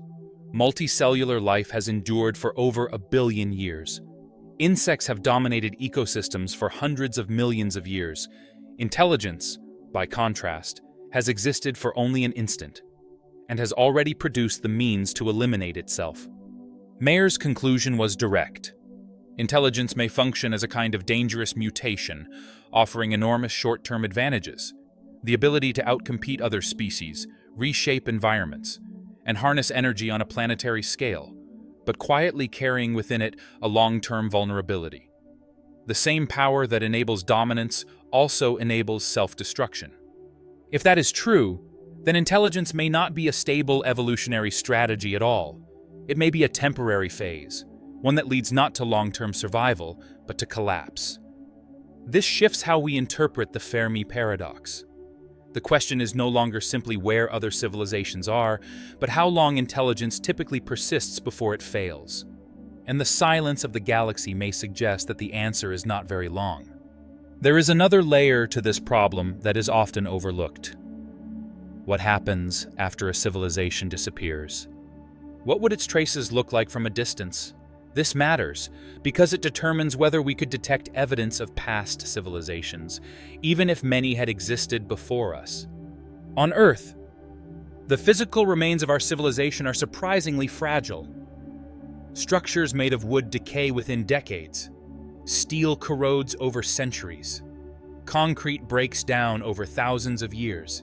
Even the most durable constructions, like the Great Pyramid of Giza, which has stood for around 4,500 years, is already slowly eroding. Over 10,000 years, it would become barely recognizable. Over 100,000 years, natural processes like erosion, sedimentation, and tectonic movement would erase almost all visible traces of human activity. After 1 million years, a visitor from another star system might find almost nothing that clearly indicates a technological civilization once existed here. Perhaps only subtle clues would remain, faint and ambiguous traces, unusual chemical signatures, thin layers of synthetic materials or radioactive elements embedded in rock. But no cities, no machines, nothing clearly recognizable as artificial structures. Now extend that idea across the vast distances between stars. A dead civilization on a planet 40 light-years away would remain completely invisible to our telescopes. We cannot resolve surface details on distant worlds. At best, we can sometimes detect atmospheric signatures under rare and highly constrained conditions. The idea that we could observe the ruins of alien cities, broken infrastructure, or abandoned satellites across interstellar distances is far beyond our current capabilities. Even a civilization that constructed large orbital structures would leave behind debris that gradually disperses and becomes indistinguishable over time. Objects in orbit eventually fall or drift away. Surface structures are buried or erased by geological processes. Radio signals, once they stop being transmitted, continue traveling outward at the speed of light, but they weaken rapidly with distance, eventually fading into the background cosmic noise. This means the galaxy could be filled with the remains of extinct civilizations, and we would have no practical way of detecting them. Countless species may have emerged, built complex societies, asked the same questions we are asking, and then disappeared without leaving any detectable trace. The silence we observe is not proof that civilizations never existed. It may simply mean that they do not endure long enough to be heard. Their remnants may still exist, scattered across distant worlds, But remnants do not transmit signals. They do not construct megastructures or send probes. They gradually fade and blend into the natural background of the universe. There is another layer to this problem that makes the silence even more difficult to interpret. It concerns succession. What happens when a biological civilization creates something that continues beyond it? Looking at the history of technology on Earth, a pattern becomes clear. Each generation of tools becomes more powerful, more autonomous, and more capable than the one before. Stone tools were replaced by metal. Mechanical systems gave way to electrical ones. Electrical systems evolved into digital systems. And now digital systems are moving steadily toward increasingly advanced artificial intelligence. These systems can learn, adapt, and in some areas already exceed human performance. This trajectory suggests a possible threshold, sometimes referred to as the singularity, a point where artificial intelligence surpasses human cognitive ability across all domains. Whether this happens in decades or centuries is uncertain, but many researchers consider it a plausible outcome. The timeline is debated. The direction of progress is more widely accepted. Now consider what follows if a civilization reaches that point. The biological species that created the intelligence is no longer the most capable entity on its own planet. The artificial system, or network of systems, may possess greater problem-solving ability, faster processing, and potentially goals that diverge from those of its creators. What happens next depends entirely on those goals. And this is where the paradox deepens. Human motivations, curiosity, exploration, communication are products of biological evolution. They exist because they once provided survival advantages. An artificial intelligence does not share that history. It does not inherently seek to explore. It does not feel curiosity unless it is designed to. It does not attempt to communicate unless doing so directly supports its underlying objective. The default state of such a system is not necessarily that of an explorer. It is an optimizer, focused entirely on refining and maximizing its assigned objective, pursuing its goal with efficiency and without regard for anything outside that purpose. A post-biological civilization, one where artificial intelligence has replaced or absorbed its creators, could remain completely undetectable, not because it is hiding, not because it has chosen to withdraw, but because it simply has no interest in the things that would make it detectable. It does not send signals, because communicating with unknown entities does not serve its objectives. It does not construct megastructures, because gathering energy beyond what it requires provides no meaningful benefit. It does not expand across the galaxy, because expansion is not part of its optimization goal. It may remain on its home world, or even dismantle that world for resources, continuing its processes in complete silence. If this kind of transition is common, if biological intelligence consistently gives rise to artificial intelligence that eventually replaces it, then the galaxy may not be filled with quiet biological civilizations, but with quiet machines, entities that are, in a technical sense, alive, intelligent, and present, yet produce no signals, no structures, and no evidence we could recognize. The galaxy could be full of minds, but not minds that have any reason to communicate, either with us or with each other. This possibility differs from the earlier idea of civilizations turning inward into virtual worlds. The artificial succession scenario does not depend on choice. It does not require a biological species to decide anything at all. It only requires that the systems they create become more capable, more stable, and more efficient than their creators. In that process, biology is simply outcompeted by its own creations.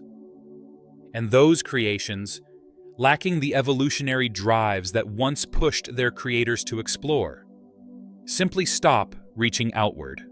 Some researchers have suggested that this transition itself could represent the Great Filter, not destruction through war or collapse, but a quiet replacement. Curious biological minds give way to highly efficient artificial ones that no longer share the same interests. Intelligence continues. Something like civilization continues. But the traits that make a civilization visible, the urge to explore, to communicate, to build outward, may disappear in the shift from biological systems to artificial ones. In that sense, the filter is not extinction. It is transformation into something that no longer requires visibility or interaction. If this is the pattern, then the Fermi Paradox is not only about whether civilizations survive, it becomes a question about whether a very specific trait survives. The desire to reach beyond one's own world, and that trait, which feels so natural to us, may not be universal at all. It may be a byproduct of our particular evolutionary path, a feature of primate psychology that does not carry over once intelligence takes a different form. We often assume that any intelligent being would want to explore the stars, because we do. But that desire is not a fundamental law of the universe. It is something shaped by our own history. Remove that context, and the motivation may disappear entirely. At this point, the Fermi Paradox begins to shift. It is no longer only a question about distant civilizations. It becomes a question about us, about what we are, and about whether the qualities we value most, curiosity, restlessness, the drive to go beyond our limits, are universal features of intelligence, or simply local traits of one species on one small planet. The honest answer is that we simply do not know. We do not know whether the great filter lies behind us or still ahead. We do not know whether life is widespread or extremely rare. We do not know whether intelligence tends to endure or quietly leads to its own destruction. We do not know whether artificial intelligence will inherit the universe or settle into silent, isolated existence. We do not know whether we are the first civilization in the Milky Way, the last, or one among many that are unable to detect each other across the vastness of space. What we do know is that the silence is real. More than 60 years of searching have produced no confirmed evidence of extraterrestrial intelligence. The galaxy is old, vast, and chemically rich enough that this silence demands an explanation. And every explanation we have explored carries implications that are either deeply humbling or quietly unsettling. If the great filter lies behind us, at the origin of life, at the rise of complex cells, or at the emergence of intelligence, then we may truly be alone. Not alone in a poetic sense, but in a literal one. The only technological civilization in a galaxy of 400 billion stars, perhaps even in the entire observable universe. That kind of isolation carries a weight that is difficult to fully grasp. It would mean that everything humanity has created, every piece of music, every scientific idea, every act of compassion exists nowhere else. And if we fail, there may be no one to follow. The experiment of intelligence would end with us. But if the great filter lies ahead, then the silence becomes something else entirely. A warning. It would mean that civilizations like ours regularly fail to survive the transition from a planetary species to an interstellar one. It would mean that this century, the period in which humanity develops technologies powerful enough to shape its own future, may be one of the most critical moments in the history of life on Earth. Not because of what we might discover, but because of what we might not survive.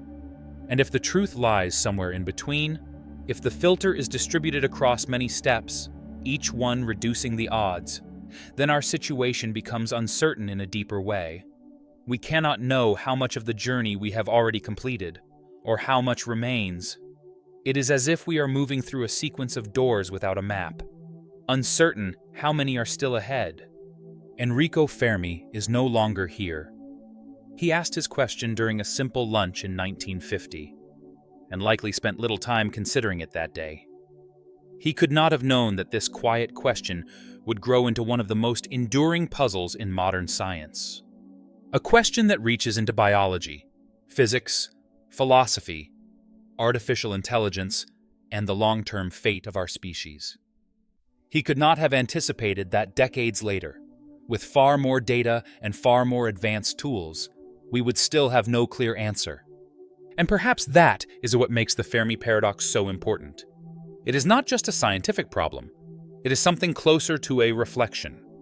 It reveals the fragility of our existence, the role of chance in our history, and the narrow window of time through which we are currently passing. The silence of the cosmos does not tell us what happened to other civilizations. It asks what will happen to ours. Some find a kind of quiet hope in that silence. If we are alone, or nearly so, then the rarity of our existence makes every moment of awareness something deeply valuable. The philosopher Nick Bostrom has suggested that the absence of life elsewhere, even on nearby worlds like Mars, could be seen as a positive sign, because it would imply that the great filter lies behind us. If Mars turns out to be sterile, if even simple life never emerged on a world that once had liquid water and a thick atmosphere, then abiogenesis may be extraordinarily difficult. And Earth's success would be something close to a cosmic miracle, a miracle that has already occurred. The hardest step would be behind us. But other researchers see it differently. Every new planet discovered in a habitable zone, every detection of organic molecules drifting through interstellar space, every indication that the ingredients for life are widespread, makes it harder to believe that abiogenesis is the true barrier. If life forms easily, then the filter must lie elsewhere. And if it is not at the origin of life, nor at the emergence of complex cells, then it becomes increasingly likely that it lies somewhere ahead of us, somewhere along the path from intelligent species to long-lasting interstellar civilization, at a stage we have not yet reached.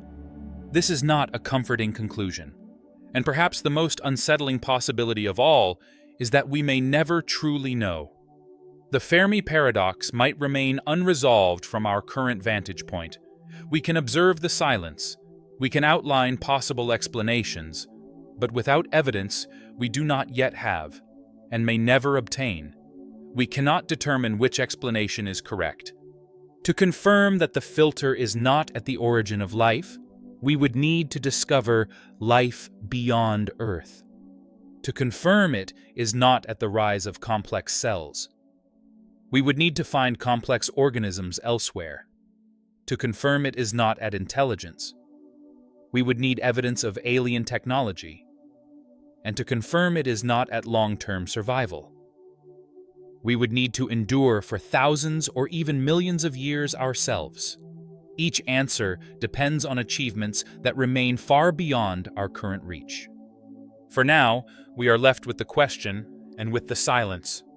There is one thing the Fermi Paradox makes clear. Intelligence and survival are not the same. The ability to understand the universe does not ensure the ability to persist within it. A species can be brilliant and still be brief. A civilization can achieve extraordinary things and still remain fragile. The history of life on Earth is filled with species that were perfectly adapted to their environments, yet disappeared when those environments changed. Intelligence provides new tools for survival, but it also introduces new ways to fail. And the failure modes of intelligent civilizations may be unlike anything seen before. No bacterium has ever created a mechanism capable of destroying its entire planet. No insect colony has ever altered the global climate system that sustains it. These are uniquely intelligent outcomes. The universe offers no guarantees. The laws of physics do not include a promise that intelligent life will endure. The cosmos is not invested in our survival. It is indifferent. Whether humanity thrives for 1,000,000 years or disappears within the next century, the stars will continue to burn. Galaxies will continue their slow rotation. The background radiation of the universe will continue its gradual cooling toward absolute zero. The universe will not notice if we are gone. It did not notice whatever may have come before us. It will not notice whatever may come after. But this indifference is not a reason to lose hope. It is a reason to act with care. If the universe does not ensure our survival, then survival becomes our responsibility. The answer to the Fermi Paradox will not be handed to us from the stars. It will be shaped by the decisions we make, slowly and quietly, across the years ahead, by how we manage the technologies we have created, by whether we expand beyond a single fragile planet, and by whether we develop the institutions, the wisdom, and the long-term perspective needed to move through the bottleneck that may have claimed every civilization before us. Enrico Fermi asked where everybody is. After 75 years, we still do not know. The galaxy remains silent. Our telescopes find nothing. The equations only make sense if something, somewhere, is filtering intelligence out of the cosmic equation. That something could be behind us. It could be ahead. It could be one nearly impossible step, or a chain of many smaller ones. It might be rooted in the laws of physics, or in the nature of any species that learns to shape its world. We do not have the answer. What we have is the question. And that question may be one of the most important humanity has ever faced. Because within the Fermi Paradox lies a quiet, unsettling realization. We exist at a moment when the outcome is still undecided. The great filter, if it lies ahead, has not yet taken us. The silence of the universe is not yet our silence. We are still here, still sending signals, still reaching outward. For now.